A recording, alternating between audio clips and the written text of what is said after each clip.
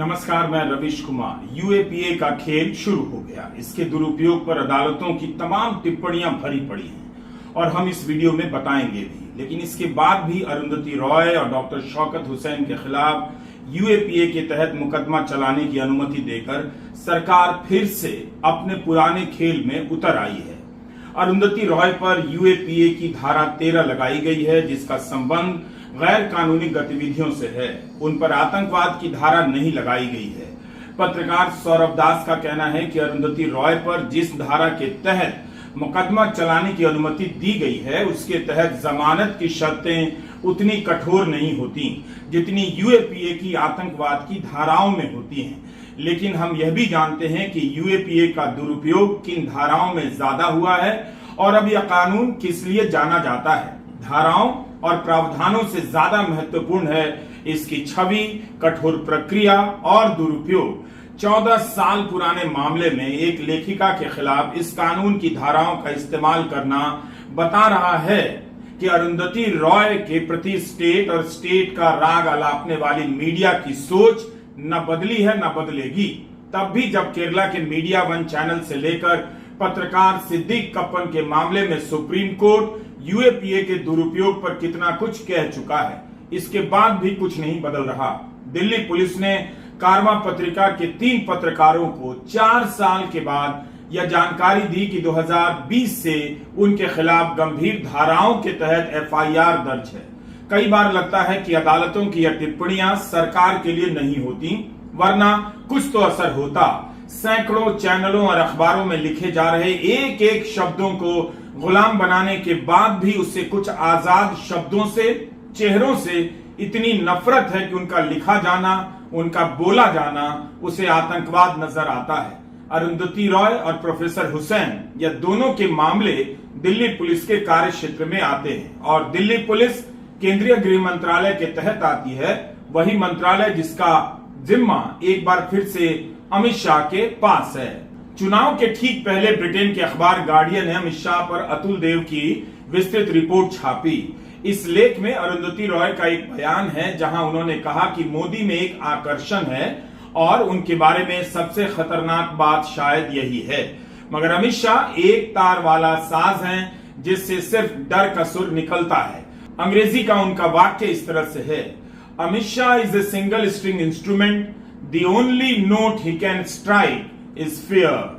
लगता है फिर से उसी डर का एहसास कराने का खेल शुरू होने जा रहा है। अरुंधति रॉय के मामले में 2010 में दायर एफआईआर के आधार पर दिल्ली पुलिस को कार्रवाई करने की अनुमति दी गई है। सुशील पंडिता नाम के कश्मीरी सामाजिक कार्यकर्ता ने 28 अक्टूबर 2020 को एक एफआईआर कराई थी। इसमें उन्होंने 21 अक्टूबर 2010 के एक कार्यक्रम का जिक्र किया जिसमें अरुंधति रॉय और शेख शौकत हुसैन के दिए गए बयानों का हवाला है। एफआईआर में कहा गया है कि इस कार्यक्रम में ऐसे मुद्दों पर बात की गई जो कश्मीर के भारत से अलग हो जाने से जुड़े थे। इस एफआईआर में अलगाववादी नेता सैयद अली शाह गिलानी और दिल्ली यूनिवर्सिटी के प्रोफेसर SAR गिलानी का नाम भी शामिल था। दोनों ही अब इस दुनिया में नहीं है। मीडिया रिपोर्ट में लिखा है कि सुशील पंडित की एफआईआर के अनुसार इस कार्यक्रम में अरुंधति रॉय ने यह कहा कि कश्मीर कभी भी भारत का हिस्सा नहीं था। भारत की सेना ने इस पर जबरन कब्जा जमाया हुआ है और भारत से जम्मू कश्मीर की आजादी के लिए हर संभव प्रयास किया जाना चाहिए। इस मामले में पिछले साल अक्टूबर में उपराज्यपाल VK सक्सेना ने आईपीसी की 3 धाराओं के तहत मुकदमा चलाने का आदेश दिया। 14 सालों में कश्मीर का स्वरूप कितना बदल गया है। जिस अनुच्छेद 370 के बारे में कहा जाता रहा कि वह कश्मीर को भारत से अलग करता है, उसी के बारे में सुप्रीम कोर्ट ने कहा है वह जम्मू कश्मीर को किसी भी प्रकार की आंतरिक संप्रभुता नहीं दे रहा था। लेकिन आपको इतना बड़ा झूठ बुलवाया गया, बताया गया और यह अपराध नहीं। 10 साल से कश्मीर में विधानसभा का चुनाव नहीं हुआ। सरकार के पास कश्मीर के बारे में कहने और करने के लिए कितना कुछ है, मगर 14 साल पुराने बयान को एक बार फिर से घुमाया जा रहा है ताकि कश्मीर से जुड़े बाकी सभी सवालों से ध्यान हट जाए। दिल्ली के उपराज्यपाल को जनता का काम छोड़कर पानी का संकट छोड़कर, बिजली का संकट छोड़कर अरुंधति रॉय की लिखी किताबों को अब पढ़ ही लेना चाहिए। उनमें जरूर कुछ ना कुछ ऐसा मिल ही जाएगा। अगर शब्द ना मिले, वाक्य ना मिले, तो क्या पता कॉमा मिल जाए, फुल स्टॉप मिल जाए, सेमीकोलन मिल जाए, जिसे देश के लिए खतरा बताकर अरुंधति रॉय पर यूएपीए का मुकदमा चलाया जा सके। अगर जांच एजेंसियों के अफसरों की अंतरात्माएं इन दिनों उदास रहने लगी हैं, तो उन्हें मिनिस्ट्री ऑफ अटमोस्ट हैप्पीनेस जैसी किताब पढ़नी चाहिए।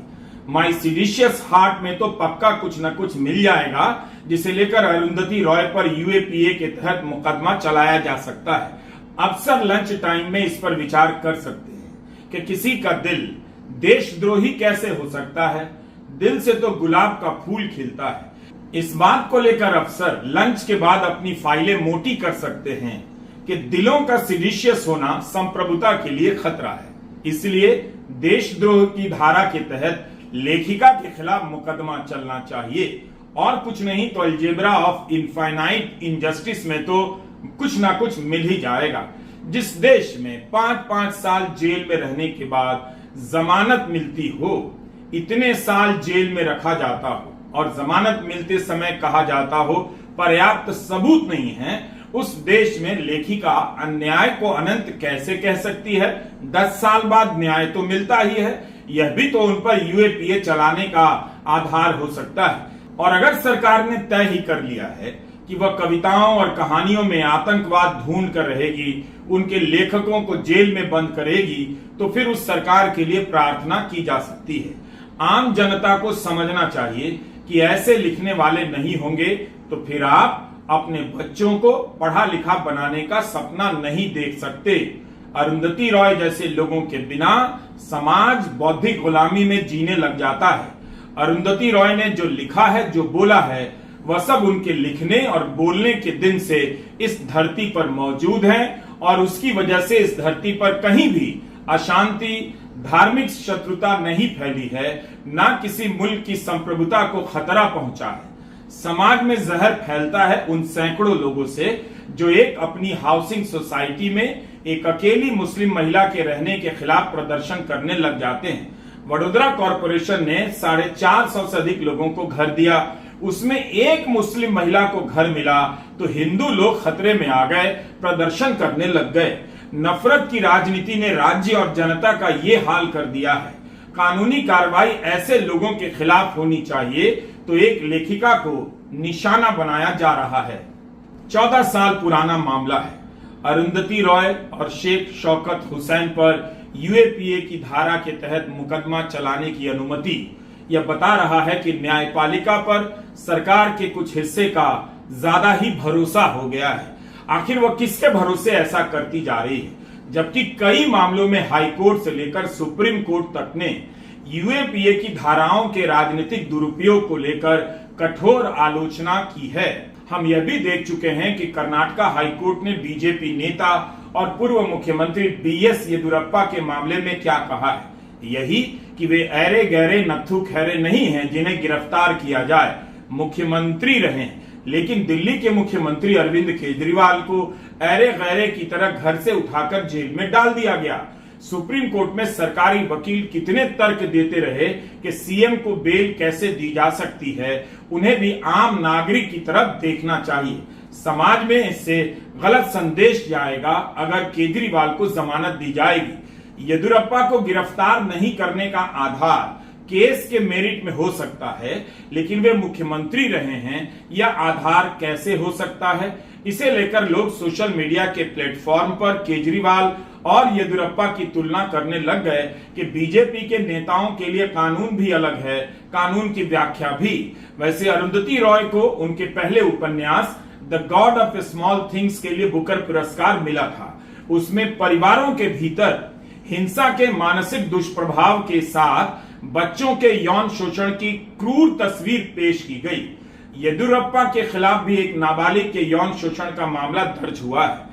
अरुंधति रॉय को जेल में डालने की जगह पूरी पुलिस के लिए अनिवार्य कर दी जाए कि सभी बैठकर लंच टाइम से पहले the God of small things जरूर पढ़ें। लेखकों, पत्रकारों और सामाजिक कार्यकर्ताओं को कानून की धाराओं का सहारा लेकर जेल में डालने और जमानत के लिए तरसा देने का खेल चल रहा है। ऐसा लगता है कि उसे हर वक्त किसी उमर खालिद की तलाश रहती है जिसे पकड़कर 3-4 साल के लिए जेल में डाला जा सके। दुनिया का यही इतिहास इन बातों से भरा पड़ा है, जहां कोर्ट के भीतर बैठे लोगों का सहारा लेकर कानून की धाराएं बदलकर नए कानून बनाकर समाज पर हमला किया गया है। हमने देखा कि कोलकाता हाईकोर्ट के जज रिटायर होने के अगले दिन बीजेपी में शामिल हो गए। एक जज आरएसएस में लौटने का ऐलान करने लग गए। प्रोफेसर अल्पा शाह ने भीमा कोरेगांव केस पर मोटी किताब लिखी है। 500 पन्नों की यह किताब हार्पर कॉलिंस से छापी गई है और इंटरनेट से मंगाई जा सकती है। जरूर पढ़िए ताकि आपको पता चले कि आम लोगों, सामाजिक कार्यकर्ताओं, वकीलों, लेखकों, शिक्षकों को रातों रात गिरफ्तार कर सालों साल के लिए जेल में डाल देना, ऐसा करके देश भर में डर का साम्राज्य खड़ा करना कितना आसान है और दमन की नीतियों को किस तरह से अब साध लिया गया है। स्टेट के भीतर एक अन्य स्टेट का गठन जैसा हो गया है, जिसने तरह तरह के तिगड़म लगाकर डर को लोगों के भीतर स्थापित कर दिया है। लोगों ने इसके मारे बोलना बंद कर दिया। जब जनता के बीच से जनता के लोग उठाकर जेलों में डाले जाएंगे तो बहुत कम आवाजें थीं जो सड़क पर और जेलों के बाहर सुनाई देती। हर गिरफ्तारी के बाद कब्रिस्तान की चुप्पी पसरती गई और ज्यादा गहरी होती गई, मगर इस चुप्पी को चीरती हुई कुछ आवाजें ऐसी थीं जो सुनाई देती रहीं इन 10 सालों के दौरान। उन्हीं में से एक आवाज थी अरुंधति रॉय की, जिनका जिक्र अल्पा शाह की इस किताब में बार बार आता है। गौतम नवलखा अब बेल पा चुके हैं, मगर अप्रैल 2020 में भीमा कोरेगांव केस में गिरफ्तार होने के बाद 4 साल तक जेल और हाउस अरेस्ट में रहे। उनकी गिरफ्तारी का ब्यौरा देते हुए अल्पा शाह ने लिखा है कि गौतम उस केस में गिरफ्तार अन्य लोगों से अलग पृष्ठभूमि के व्यक्ति रहे हैं। वे अपर मिडिल क्लास जीवन जीते हैं और जमीन पर पकड़ होने के साथ ही अंतर्राष्ट्रीय मंच पर भी उनकी पहुंच है।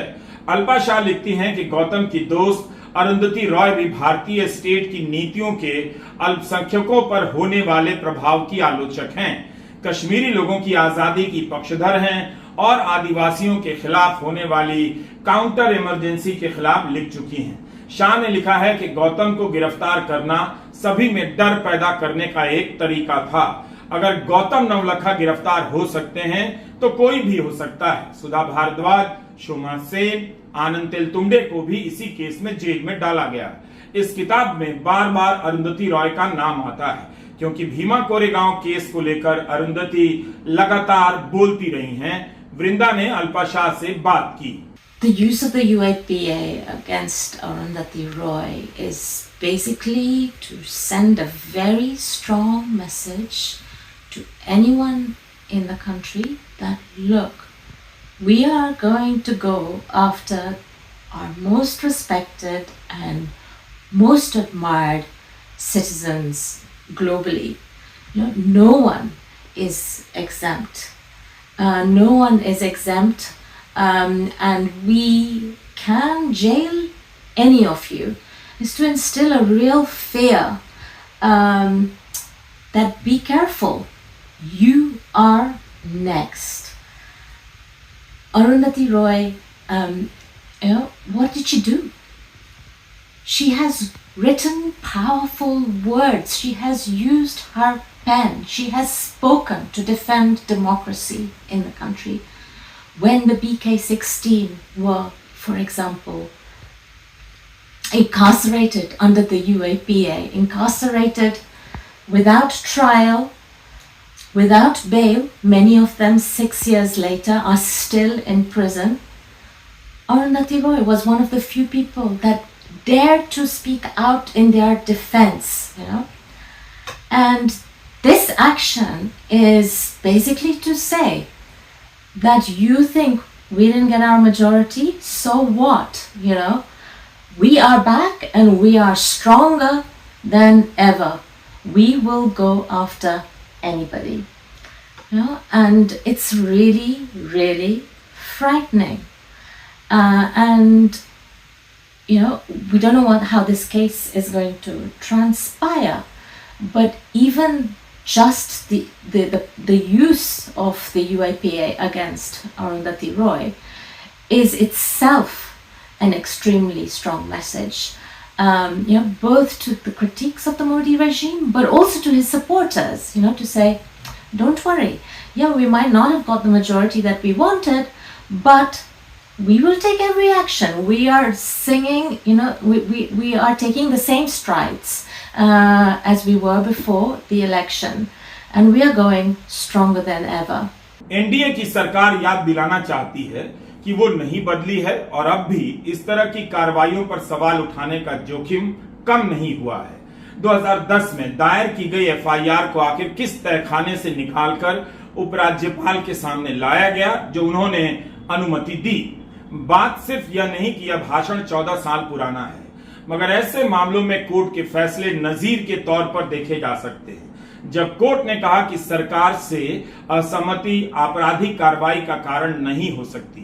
पत्रकार सिद्दीक कपन को किस बात के लिए 23 महीने जेल में रखा गया। सितंबर 2022 में सुप्रीम कोर्ट ने यूएपीए मामले में जमानत देते हुए कहा कि हर नागरिक को अभिव्यक्ति की आजादी का अधिकार हासिल है। कोर्ट ने कहा कि कप्पन हाथरस बलात्कार केस में पीड़िता की आवाज उठाना चाहते थे। क्या यह भी कानून की नजर में अपराध है? कश्मीर को लेकर फारूक अब्दुल्ला के एक बयान का उदाहरण हम यहाँ देना चाहते हैं। फारूक अब्दुल्ला के कुछ बयानों का हवाला देते हुए 2021 में रजत शर्मा और नेह श्रीवास्तव ने एक पीआईएल दायर की। कहा कि उनके खिलाफ आईपीसी की धारा 124A के तहत मुकदमा हो। 124A यानी सेडिशन, राजद्रोह का केस।